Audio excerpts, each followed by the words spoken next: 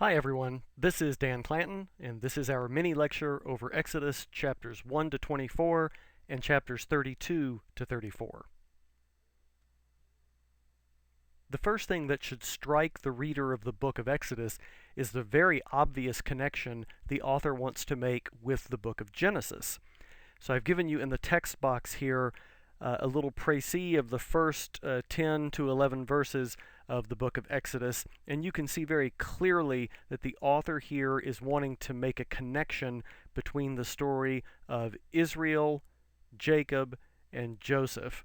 Conflict arises in the book of Exodus when a new king arose over Egypt who did not know Joseph. So all of the goodwill and all of the powerful connections and influence that Joseph had established at the end of the book of Genesis have now faded. And the Hebrews find themselves in a very precarious situation at the outset of the book of Exodus. The second preliminary point I'd like to make is that, broadly speaking, Exodus serves as what we call a root metaphor for not just Old Testament literature, but also for Judaism as a religious tradition.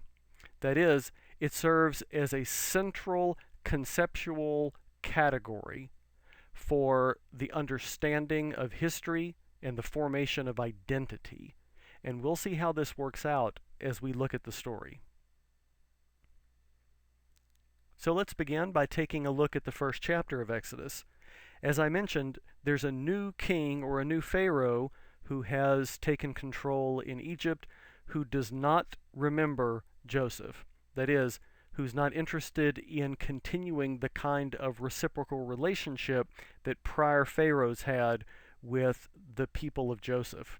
What this leads to in the opening chapter of Exodus, as I mentioned also, is a dangerous situation for Hebrews in Egypt. And this culminates with an order from the king to kill all of the male children born to Hebrew women. This finds a parallel, unfortunately, in our modern history with a practice that we colloquially refer to as ethnic cleansing.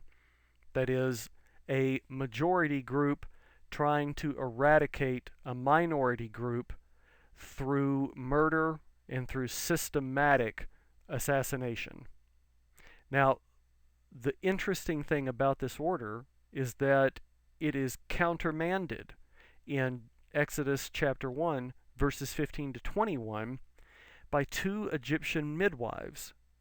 And this is one of the great mysteries of the book of Exodus. We don't know why these women chose to engage in what today we might refer to as civil disobedience, but it's clear that these women feared God, as we hear in chapter 1, verse 21, and that God rewards them for this activity. Now let's talk a little bit about the infancy and early career of Moses in the second chapter of the book of Exodus. We've seen in previous mini lectures the fact that there are often interesting nuances to the text that aren't immediately obvious to non-Hebrew readers, and we have another one here in the second chapter of Exodus.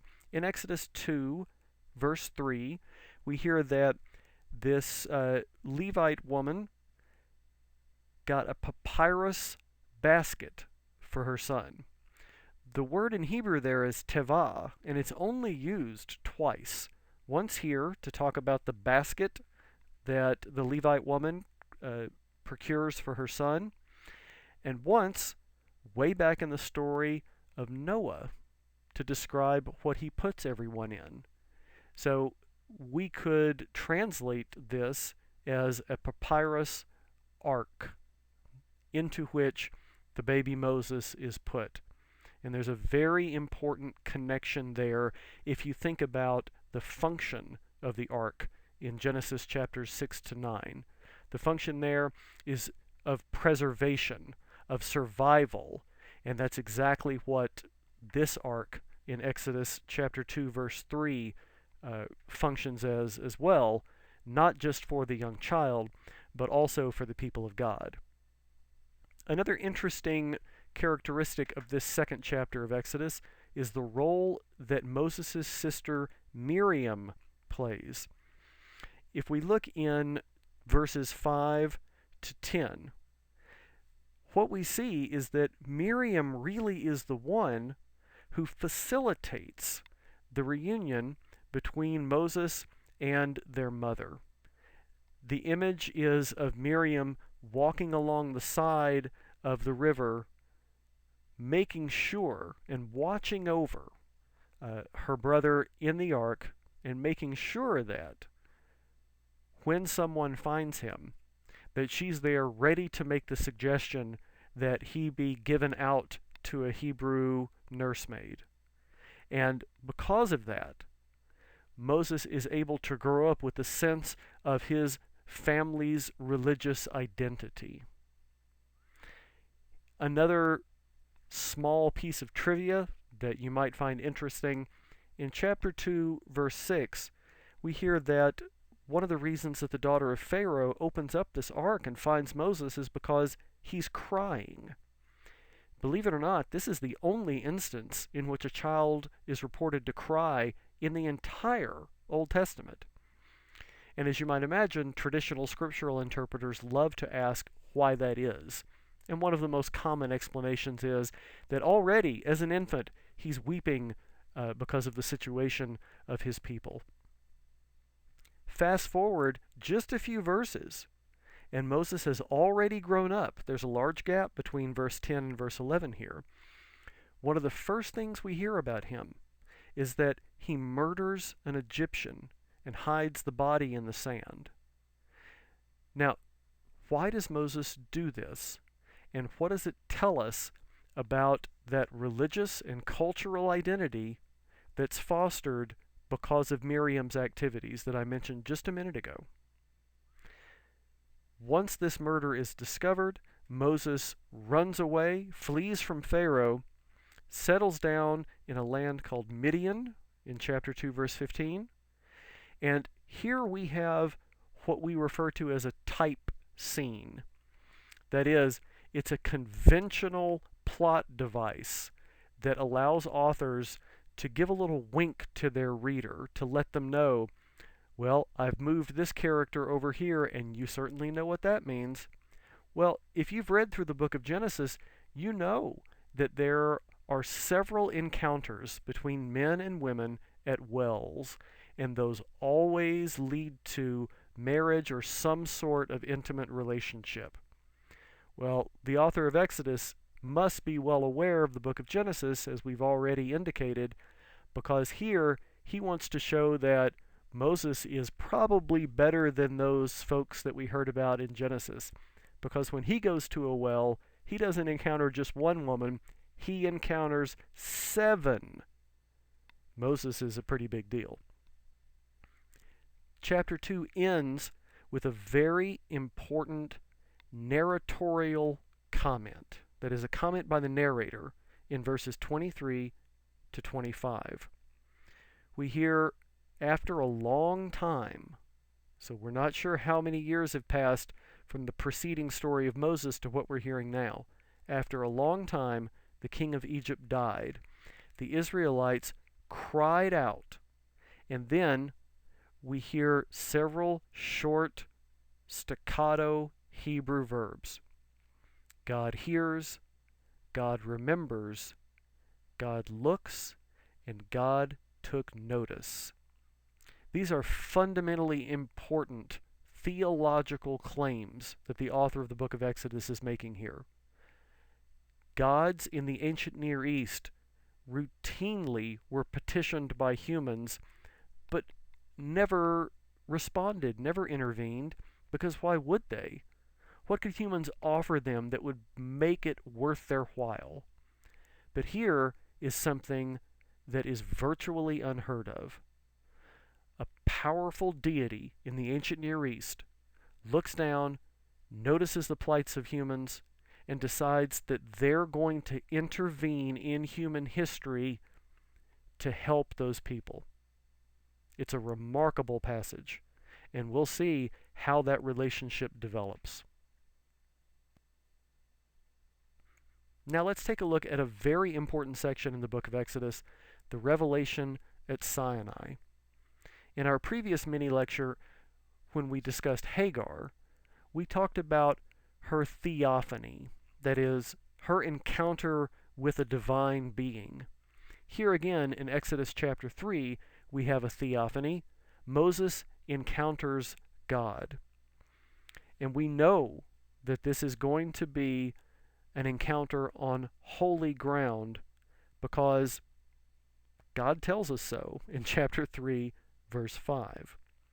It's very important for us to pay attention, again, theologically, to chapter 3, verses 7 to 12. Here we have a recapitulation of the claims that the narrator made in chapter 2, verses 23 to 25, but here they're put in the mouth of God. I have observed, I have heard, I know their sufferings, and I have come down to deliver them and to bring them to a new land. It's remarkable that we have this in speech from God. This chapter, though, also represents what we refer to as a call narrative. That is, a standard literary device that an author can use that will allow that author to plug in specifics but still use a generic pattern. Here's what I mean by that. We hear in Old Testament literature several times that God commissions or calls someone to perform a specific task for them. And this is most often found in prophetic literature. So if you think about the call of Isaiah in Isaiah 6, or the commissions of Ezekiel in Jeremiah, they all follow a very similar pattern. And here in Exodus chapter 3 is one of the first times that we hear that pattern. The pattern usually goes something like this. God says, "Hey, you, I want you to do something for me." And the person to whom God is addressing says, "No way, I can't do that. You must be crazy." And God says, "No, I'm not crazy at all. Here's a sign to let you know how serious I am." And then the person to whom God is speaking says again, "Wow, that's fairly impressive. I guess I should do what you asked me to do." We hear this over and over and over again. And here is the first time that we have it in Exodus 3. Moses is called or commissioned to perform a specific task. And that task is to go to Pharaoh and effect the release from bondage of the Israelites. One of the most important components of that call narrative is the revelation of the divine name in chapter 3, verses 13 and following. Moses says, well, if I go to the Israelites and I say, "The God of your ancestors has sent me," they're going to ask, "What is your name?" And God says to Moses, "I am who I am." Now this is a remarkable passage because Moses asks for a name. He asks for a proper noun. But what God replies is not a noun, it's a verb. Think about the implication of that. God's presence is active. God is doing, God is making. The very core character of this deity is action. On the other hand, that creates all kinds of problems for the translator. That is to say, it's very difficult to translate exactly what God is saying here. So the New Revised Standard Version renders this as, "I am who I am." But it also gives you the options of, "I am what I am," or "I am that which I am," or "I am what I will be," or "I am what I will cause to be." So we have a wide variety of options here, but the main point is that the divine name is an active verb. Finally, in this section, we need to point out the rather curious role that Moses' brother Aaron plays. One of the common ingredients of the call narrative is, as I mentioned, the person being called saying, well, I certainly can't do that. Moses has a very specific reason for why he can't do that. Moses' objection to the call has to do with his speech. I'm slow of speech and I'm slow of tongue, he says in chapter 4, verse 10. Based on that, and his plea in chapter 4, verse 13, please send someone else, God says, fine, your brother Aaron will go with you. In verse 16 of chapter 4, God says, he, that is Aaron, shall speak for you to the people. He shall serve as a mouth for you, and you shall serve as God for him. So we have a very interesting prophetic hierarchy set up here, and as we'll see, Aaron's role is only going to get larger and more significant.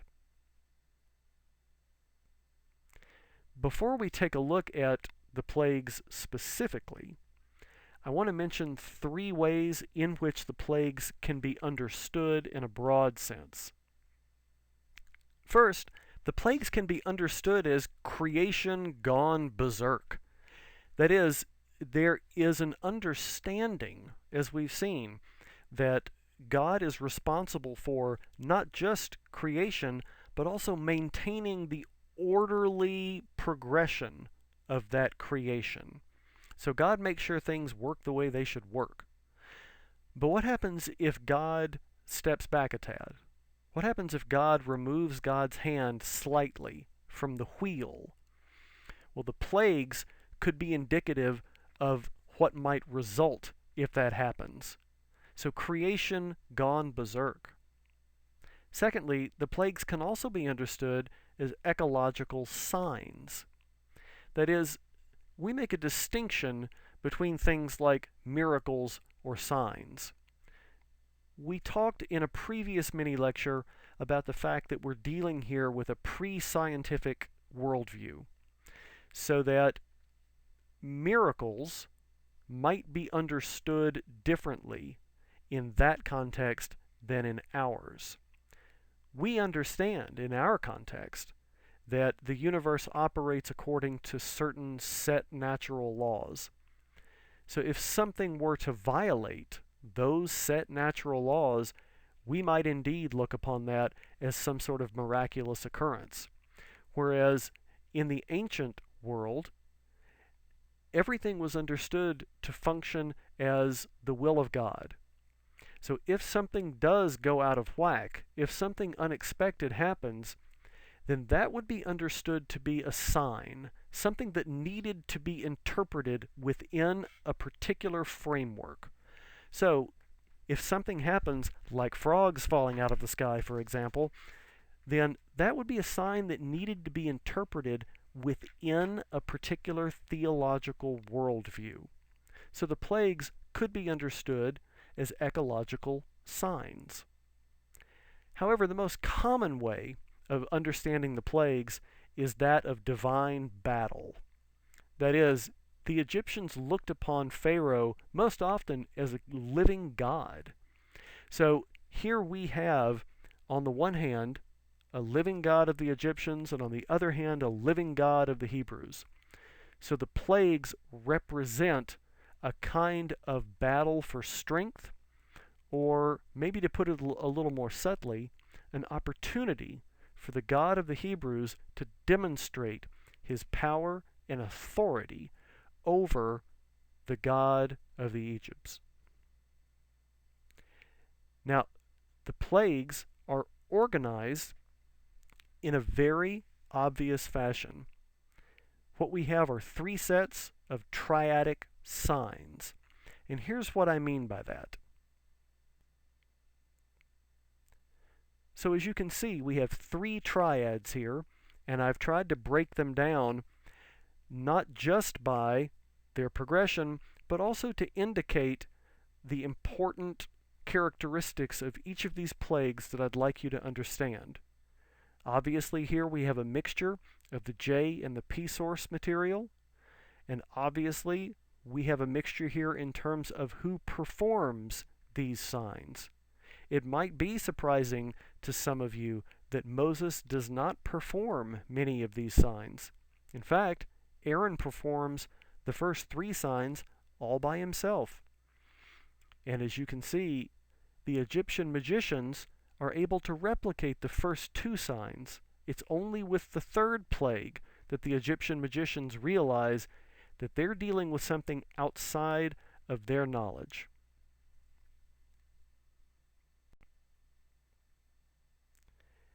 That diagram of the 3 triads of the plagues obviously doesn't include the final plague, and that is the plague of the firstborn. The reason it doesn't include that plague is that most scholars feel that that plague initially wasn't part of the plague cycle. Most scholars feel that that was added on later as a way of connecting up the material that we have about Passover in chapter 12 with the previous material about the plagues.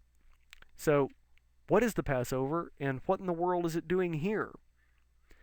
The Passover is one of the great agricultural festivals in Israelite history, and it has a very obvious etiological function in the book of Exodus. That is, the author places it where he does as a way of explaining the religious basis for celebrating Passover. And the religious basis is very, very simple. It's in the word itself, Passover. The Spirit of God passes over the Hebrews and seeks out the firstborn of the Egyptians and kills all of them. Now, this may be an uncomfortable reality to some of you, that we have a God willing to commit the same kind of ethnic cleansing that we talked about in the first chapter of Exodus. But no one ever said that biblical literature was supposed to make you feel more comfortable. Another question in this particular section is, what's involved in the Exodus itself? So if we look at the actual Exodus, the actual escape by the Israelites from the Egyptians, what's involved here? And why is it that God performs it this way? Remember, one of the typical assumptions about God in the Old Testament is that God is both omniscient and omnipotent. God knows everything and is able to do everything. So if God wanted to, couldn't God have just effected the release from bondage of the Israelites with very little to do? Put differently, why did God choose to effect the release from bondage of the Israelites in this fashion, with all of the plagues and all of the death? I think we get a tentative answer to that if we look in chapter 14, verse 4, and in that same chapter, in verses 17 to 18. In chapter 14, verse 4, God says specifically, I will harden Pharaoh's heart, and he will pursue the Israelites that have escaped, so that I will gain glory for myself over Pharaoh and all his army, and the Egyptians shall know that I am the Lord. Later in that same chapter, God says again, I will harden the hearts of the Egyptians so that they will go in after the Israelites, so that I will gain glory for myself over Pharaoh and all his army, his chariots, and his chariot drivers, and the Egyptians shall know that I am the Lord.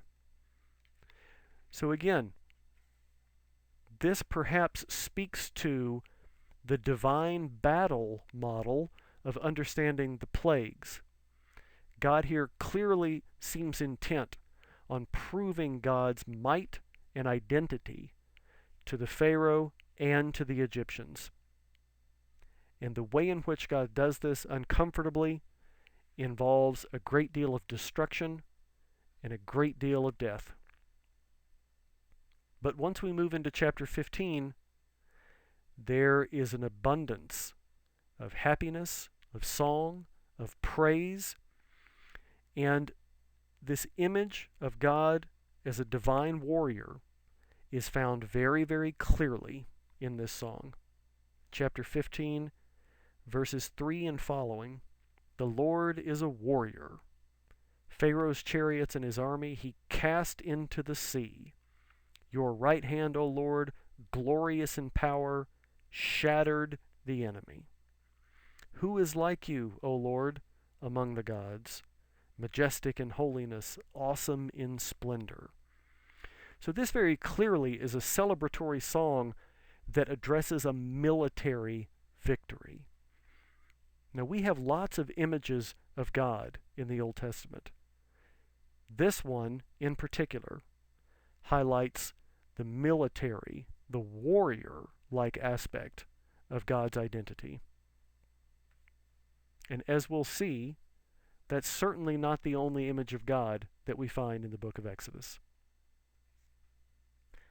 Once the Israelites' exodus from Egypt, that is, once God, through Moses and Aaron, allow for the freedom from bondage of the Israelites, we move into the second great section of the book of Exodus. That is, Mount Sinai and the revelation of the Torah to Moses. But before we discuss that, I'd like to make 3 points about this section that hopefully will help us frame this material in a broader context. First, the giving of the Torah on Sinai represents a pivotal moment in the development of religious practice in the ancient Near East. That is, it's a democratic revolution of sorts, in that in other religious systems only the priests would have access to the divinely revealed laws, and those priests would interpret them to and for the people. Here, however, everyone has access to the laws of God, so everyone has the knowledge priests would have had in other religious systems of the time. Second, as Terence Fretheim notes in his work, the Sinai covenant doesn't represent a new sense of identity for the covenant community. Rather, it continues the status of the people under the Abrahamic covenants that we hear about in Genesis 12, 15, and 17 by providing what Fretheim calls vocational specificity. That is, the covenant code offers the people more specifics regarding how to live out their calling as members of the covenant community. And third, biblical law constructs what we call a symbolic system, in that it imagines symbolic boundaries between sacred and secular objects and actions. These boundaries will become increasingly important to the priestly circles responsible for the biblical laws, especially after the construction of the temple. Now that we've looked at 3 broad ways of understanding the material that we'll see in the next few chapters, where the people are at Sinai and the Torah is being revealed to Moses, let's take a closer look at these chapters. The people arrive at Sinai at chapter 19, and very soon after, we start to hear in theological terms what the important implications of this impending event holds for the people and their relationship with God. You can see in chapter 19, verse 5, that this is going to be a reciprocal covenant between God and the people. God says, quote, "Now therefore, if you obey my voice and keep my covenant, you shall be my treasured possession out of all the peoples. You shall be, for me, a priestly kingdom and a holy nation." So clearly, the people have to obey God's voice and keep the covenant, in exchange for which they will be God's treasured possession. And it's important to note that the material that we get at Sinai is bookended by responses of the people to Moses. So if we look in chapter 19, verses 7 to 8, Moses here tells the people what God instructed in verses 5 and 6, and the people all answer, "Everything the Lord has spoken, we will do." Now, what we're going to see is that at the end of this section, in chapter 24, the people will reiterate that response, and there will be a ritual ratification of the covenant at that point. Now, the first main important piece of text that we get is the Decalogue in chapter 20. Decalogue, as you can probably tell, is a Greek word that just means 10 words. So many of you probably recognize this material better as the 10 Commandments. And I just want to make 2 points about this. First, the Decalogue operates along 2 axes, we might say. One is a vertical axis pointing up, which has to do with how people are expected to relate to God. But there's also a horizontal axis. That is, there are specific expectations as to how people are supposed to treat other people. And as one scholar notes, the Decalogue enshrines a fundamental principle of Judaism, and I would also say Christianity and Islam. That is, how we treat one another is of concern to God. This again is something that is very different than other religious systems in the ancient Near East. Gods and other religious systems couldn't care less how humans treated one another. It only mattered how you treated the gods. But here, in the first example of biblical law that we have, some of the first emphases that we hear are how you treat one another matters to God. It's also important for us to note that we have 2 different kinds of commandments here, 2 different kinds of laws. On the one hand, we have what we call an apodictic law. This is a law that is simply a statement. Don't do that. Don't do this. Don't do that. On the other hand, we have what we call case law. And this should sound much more familiar to us, as case law is the basis of our penal law today. If A happens, then B will result. So if you do this, then this will be your punishment. We're going to see the interplay between these 2 commandments in the text as we go forward. I'd like to talk now in a little bit more detail about the great collection of biblical law from chapter 20, verse 22, through chapter 23, verse 33, that scholars have long called the Covenant Code.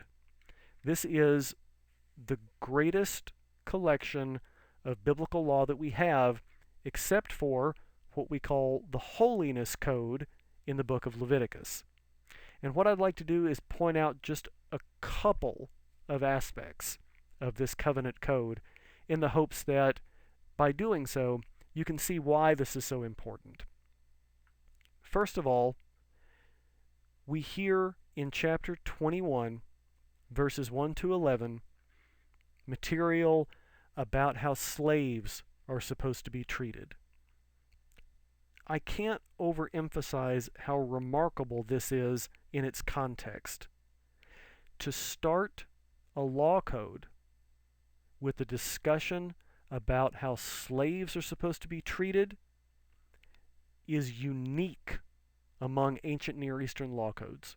That is, we don't have any other ancient Near Eastern law code that does this. Normally, an ancient Near Eastern law code would go from the top to the bottom. It would start with the king and end with slaves. But here we have an inverse of that. And it's worth your while to ask, why is it that the covenant code starts by talking about slaves? Secondly, everyone loves to talk about an eye for an eye, tooth for a tooth. But let's take a little bit of a closer look at that section in Exodus chapter 21, verses 22 to 25. I mentioned a minute ago that we have two different kinds of laws. We have an apodictic law, where it's just a pronouncement, don't do that. But we also have case law. If this happens, then this will happen. What we have in verses 22 to 25 is an example of case law. When people who are fighting injure a pregnant woman so that there's a miscarriage, but nothing else happens, then the one responsible shall be fined. When people are fighting, injure a pregnant woman so that there's a miscarriage, and then something additional happens, then you shall give life for life, eye for eye, tooth for tooth, etc. So understand this. Eye for an eye and a tooth for a tooth is not a generally applicable law in Old Testament literature. By its context, it can reasonably only be applied to that very specific case. If people who are fighting injure a pregnant woman, so there's a miscarriage, and additional punishments or additional injuries occur, then you shall give life for life, eye for eye, etc. And the original purpose of that probably was a limiting function. That is, if people who are fighting injure a pregnant woman so there's a miscarriage, and she also happens to lose a tooth, well, then you can't go kill somebody. That is, you can't start a clan-wide vendetta if there's just a tooth.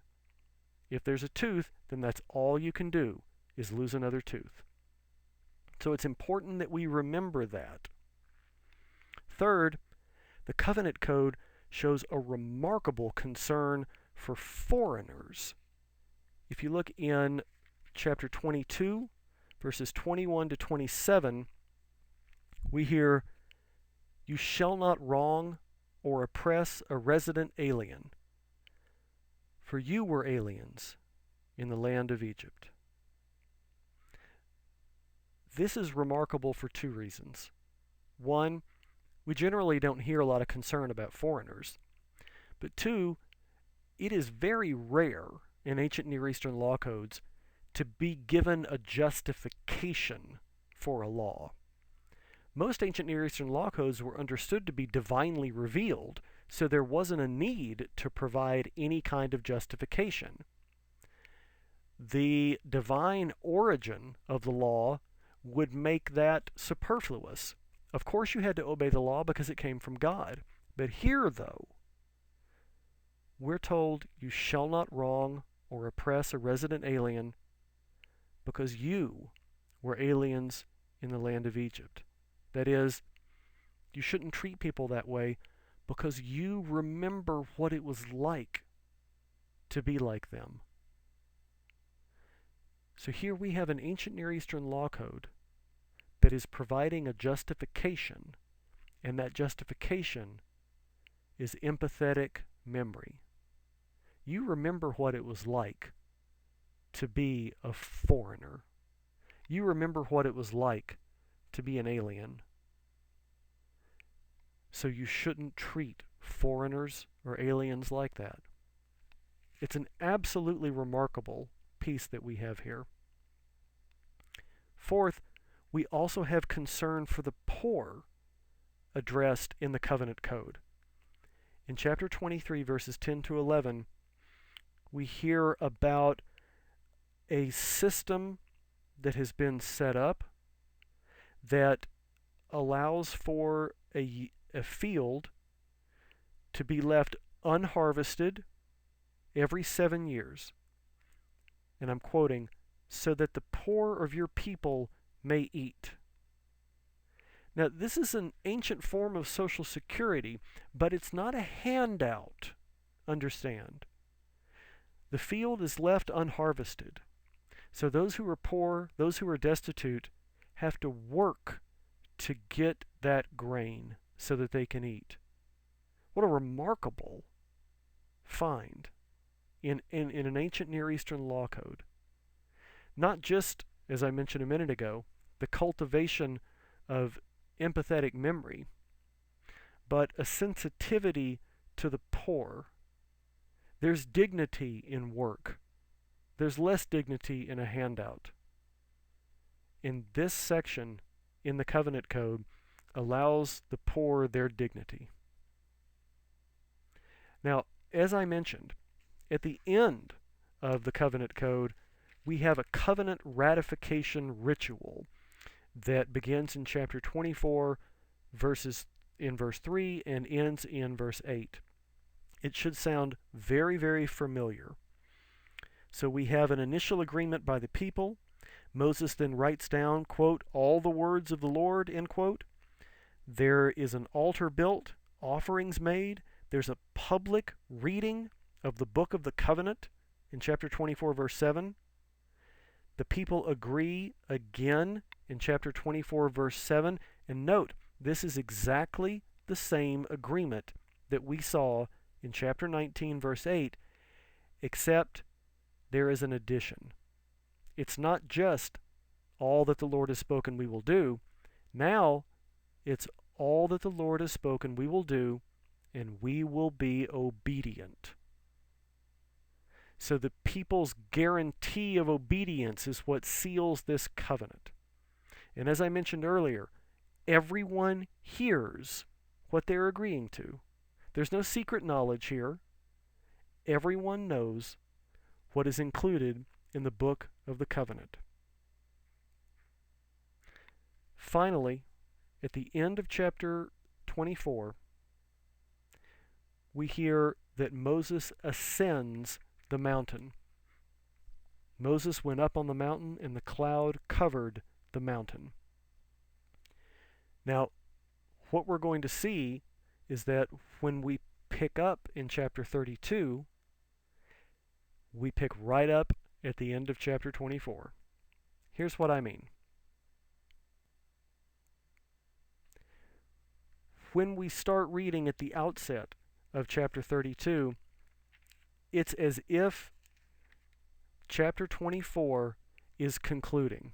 When the people saw that Moses delayed to come down, it's a direct continuation of chapter 24. And I just want to raise some basic questions here about the golden calf story in chapter 32. First, what is it that Aaron does? Second, what's going on in chapter 32, verse 6? What does it mean that these folks are reveling? You might have to look at some additional resources for that. Third, I want you to pay special attention to Moses' intercession in chapter 32, verses 11 to 14. In a previous mini-lecture, we looked at the remarkable account of Abraham arguing with God about the destruction of Sodom and Gomorrah and pushing God on the limits of divine justice. Here, we have Moses interceding in a similar way to secure the survival of the people. And he argues three main points here. Why does your wrath burn hot against your people, whom you brought out of Egypt with great power and with a mighty hand? That is, you and this people, you have history. Second, why should the Egyptians say, oh, look, God just brought them out so he could kill them? Remember that one of the key points of the plague narrative was so that God could demonstrate God's divine strength and identity in front of the Egyptians. Third, Moses reminds God of the covenant that God had set with Abraham, Isaac, and Jacob. So it's not just immediately these people who are present right there with which God has history. It's the ancestors of these people as well. There is a lot of history between God and this people in general. Next, what exactly happens to the tablets on which Moses had written all of these divine laws in chapter 32, verse 10? And again, a kind of troubling account. Why did the Levites kill around 3,000 people in chapter 32, verses 25 to 29? Interesting questions. When we look at Exodus 34, we find the second, but certainly not the last version of the Ten Commandments. And I also want you to pay special attention to verses 6 to 7, because it's in those verses that we find one of the most lovely, theologically important descriptions of God's character. And this is clearly important in its literary context because the author seems to want to make sure that the reader understands that these are qualities of God that the members of the covenant community can count on. And I'd like to end on a somewhat strange note by talking about Exodus 34:29. In that verse, we hear that Moses is coming down from the mountain with 2 tablets of the covenant in his hand. Moses didn't know that the skin of his face was shining because he had been talking with God. Now, the Hebrew verb that indicates the shininess is the verb karen. Well, there's also a word that is pronounced karen that's a Hebrew noun that means horn. So some ancient translators actually thought that instead of Moses' face shining, that what happened was when Moses was up on the mountain, that he had grown horns for some reason. And this leads to centuries of suspicion about Jews having horns and is nowhere more apparent than in the great marble sculpture of Moses by Michelangelo, which I've reproduced for you here. So again, you have to be very careful about how you read biblical literature, because you don't want to wind up all horny like Michelangelo's Moses. I hope this mini lecture has been helpful, and I look forward to our discussion.